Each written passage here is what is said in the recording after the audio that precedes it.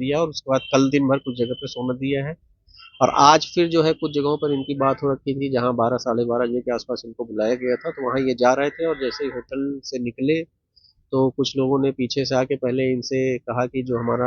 बकाया पैसा है वो क्यों नहीं दिया। तो इन्होंने कहा कि कोई पैसा आपका बकाया नहीं है हमारे पास, ऐसी कोई बात नहीं है।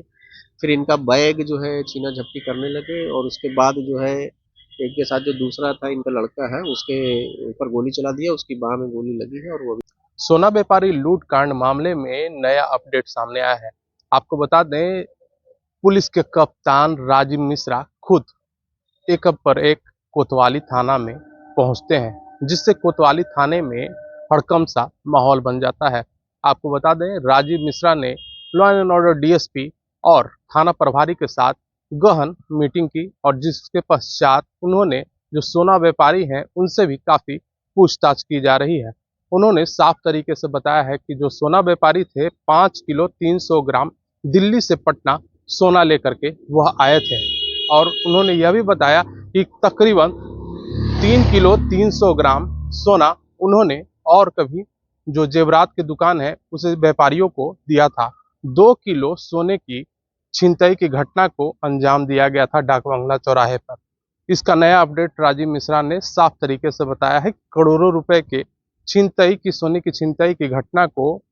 अपराधियों के द्वारा अंजाम दिया गया है, जिसका सीसीटीवी फुटेज सामने आ गया है। आपको बता दें कि जो सोना व्यापारी थे उनके हाथ में गोली मारी गई थी, वो अभी पीएमसीएच में इलाजरत हैं और यहाँ पर क्या विशेष जानकारी दे रहे हैं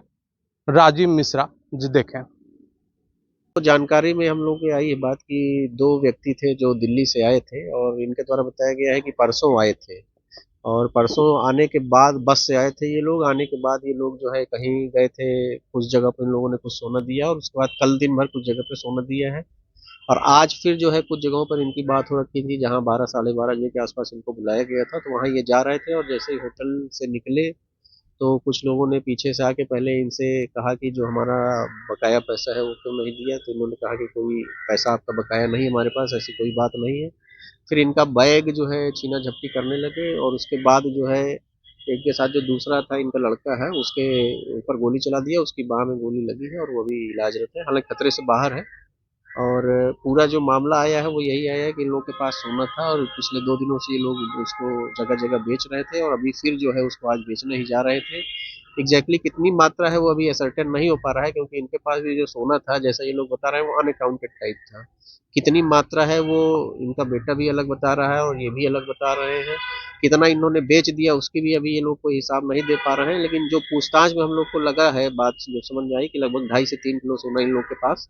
कम से कम बचा हुआ था अभी। तो हम लोग फर्दर जो है, क्योंकि ये भी अपना अभी हिसाब किताब कर रहे हैं, तो फर्दर जैसे जितना सर्टेन होगा वो हम लोग करेंगे, लेकिन इनका जो अभी इनिशियल एक स्टेटमेंट है उसके आधार पर हम लोग एफआईआर कर रहे हैं। और अनुसंधान के क्रम में एफएसएल की टीम और डॉग स्क्वाड वगैरह घटनास्थल पर बुलाया गया है। इसके अलावा 3-4 तरह की टीमें हमारी काम कर रही हैं, जहाँ इन लोगों ने सोना बेचा था, जिन लोगों से आज मिलने का प्रॉमिस किया था उनके संबंध में भी जानकारी एकत्रित करके उनसे भी पूछताछ की जा रही है। इसके अलावा जो इनका जो अपराध कर्मी घटना में शामिल है उनका जो एग्जिट रूट है उस एग्जिट रूट पे भी हमारी कई टीमें हैं जो सीसीटीवी वगैरह देख रही हैं। इस तरह की घटनाओं में जो पहले अपराध कर्मी जेल गए हैं उनके भी जो है वेयर अबाउट्स को हम लोग चेक कर रहे हैं कि वो अभी कहाँ हैं और किस तरह से जो है किस तरह की गतिविधियों में संलिप्त हैं। तो हम सारे बिंदुओं पे हम लोग अनुसंधान कर रहे हैं। ये जैसा ये बता रहे हैं कि इसके पूर्व भी ये पटना आते रहे हैं काफी, मतलब क्योंकि इनका ये कहना है कि इनके साथ पहले कोई दिल्ली से एक और आता था इनका जो एसोसिएट था, तो लगभग 8-9 महीने से इनसे अलग हो गया था। तो इससे हम लोग ये एग्जैक्टली क्योंकि कोई सारी इन्फॉर्मेशन ये नहीं बता पा रहे हैं,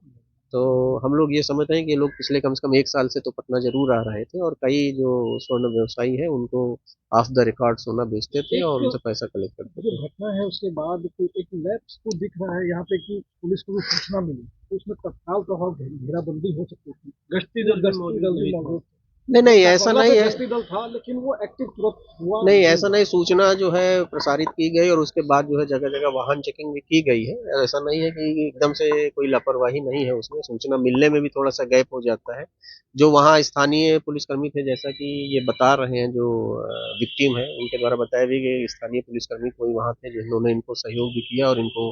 बेटे को बैठा के ऑटो पे हॉस्पिटल के लिए भेजने में मदद की है। ये सारी चीजें हुई हैं और आगे जो है जो अभी इन्वेस्टिगेशन में जो डेवलपमेंट होगा क्या व्यवसायी और जो अपराधी थे वो पूर्व परिचित है? क्योंकि आपने पहले बताया कि पहले रुकने से पहले दोनों के बीच में हल्की नोक-झोंक हुई, उसने अपने बकाए पैसे की मांग। नहीं, ये देखिए क्योंकि ये कह रहे हैं कि हम उनको पहचानते नहीं हैं।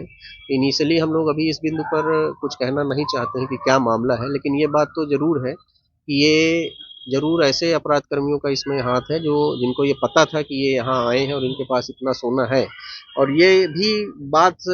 जो अभी तक हम लोग समझ पा रहे हैं कि ये कल ही कहीं से ये बात ज़रूर लीक हुई है, क्योंकि अगर पहले से ये बात पता रहती तो जो फर्स्ट डे आए जिस समय क्योंकि जितना ये लोग बता रहे हैं लगभग 3-3.5 किलो सोना ये लोग पिछले 2 दिन में बेच भी चुके थे। तो अगर पहले से किसी की योजना रहती तो जरूर वो पहले घटना कारित करता। तो हम लोग दोनों ही बिंदुओं पर कि इनका कहीं किसी से कोई इस तरह का लेन देन का विवाद हो या कोई इंफॉर्मेशन लीक हुआ हो वो, या कल जहाँ ये गए जिन दुकानों पे इन्होंने बात की, कुछ लोगों ने आज बुलाया था, किसने बुलाया था, इन सारे बिंदुओं पर हम लोग इन्वेस्टिगेट कर रहे हैं। कितने गोल्ड लेके पटना पहुंचे थे ये लोग? नहीं, अभी ये असर्टेन नहीं हो पा रहा है क्योंकि दो लोग हैं, दोनों लोग अलग अलग स्टेटमेंट दे रहे हैं और उनका भी स्टेटमेंट बार बार चेंज हो पा रहा है। तो कभी 4.5 किलो से लेके 6.5-7 किलो तक की बात कर रहे हैं, लेकिन तो फिर वो कहते हैं कि कुछ अनअकाउंटेड था, कुछ लास्ट मोमेंट में हमको मिल गया था, क्योंकि सारा इन लोग का जो व्यवसाय है जितना हम लोग समझ पा रहे हैं वो काफी जो है of the record of the book होता है। तो बहुत जो है क्योंकि इनके पास कोई रिकॉर्ड भी नहीं उपलब्ध है जिससे हम लोग क्रॉस चेक कर सकें, तो वो ये बताने की स्थिति में नहीं है अभी, लेकिन जितना हम लोग समझ पा रहे हैं लगभग 2 से 3 किलो के बीच में सोना इनके पास बैग में था। अपराधियों की संख्या क्या होगी? अभी हम लोग असर्टेन एक सवाल बस ये है, तो लग रहा है जो खाकी की वर्दी पहनी है, तो नहीं, तुम्हारे ये आगे बताया कह रहे हैं ऐसा कि एक कोई जो है खाकी उसमें था, खाकी शर्ट में या जैकेट में था, ऐसा ये कह रहे हैं। वर्दी की तो बात नहीं, लेकिन खाकी जैकेट में या उसमें था, तो लोग इसको अभी असर्टेन करेंगे। पटना एसएसपी राजीव मिश्रा ने साफ तरीके से बता दिया है कि तकरीबन 2 किलो सोने की छिनतई की घटना को अंजाम दिया गया है। पिस्तौल के बल पर अपराधी आते हैं और दिन दोपहरी में सोना व्यापारी से सोने के बैग छीन करके भाग जाते हैं। आपको बता दें पुलिस पर खासा निशान उठता नजर आ रहा है कि सबसे पॉश इलाके कहे जाने वाले राजधानी के डाक बांग्ले चौराहे के पास से ही छिनतई की घटना को अंजाम दिया गया है। हालांकि पुलिस अब जांच में जुट गई है और जो सीसीटीवी के आधार पर जो अपराधी है उसे पहचान करने में जुट चुकी है और छापेमारी अब जारी कर दी गई है। अब देखना यह होगा जो अपराधी कब तक सलाखों के पीछे जाते हैं। तो हम ऐसे ही छोटी बड़ी खबरों से अपडेट रहने के लिए आप देखते रहें NBC 24।